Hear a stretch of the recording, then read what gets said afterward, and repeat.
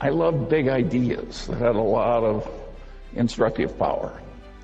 And I liked them so well that I didn't mind when they were in somebody else's territory. I just went in and took the ideas. So I paid no attention to the territorial boundaries of academic disciplines. And I just grabbed all the big ideas that I could. And then I used them in daily activity to solve problems and amuse myself and do self-education and so forth. Well, that makes me a collector. I'm a collector of inanity. And I've catalogued the inanities on structures in my head. And it's been a wonderful thing to do. If you stop to think about it, how many unhappy collectors do you know? Whether they collect silver or mistresses or, by and large, collectors are happy. And collecting inanities is just wonderful. If you collect stamps the way I once did, I soon had a U.S. stamp collection I couldn't afford to add a stamp to. Well, what fun is collecting when you can't afford the next stamp? When you're collecting inanities, there's never a shortage. And there's all this low-hanging fruit.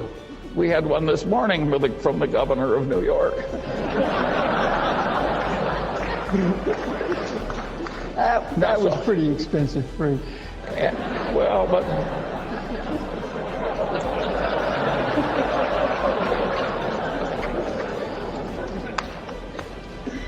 and so this is just a wonderful activity, and it's amused me and instructed me all my life. And another thing that I got into when I did that was to be very interested in seeing how these ideas interplayed together. There's not big academic reward or worldly reward for integrating one discipline for a strange discipline with a strange discipline that's not your own. So if you do it in your head, you're in a territory without much competition. Warren always says you should take the high road in life because it's less crowded. And this is a less crowded mental road in life, and it really works. And of course, when you do that, you get into issues where ideas are in conflict. And of course, it demands synthesis. Well, a lot of people, when they see a demand for synthesis, immediately retreat into whatever orthodoxy they came from.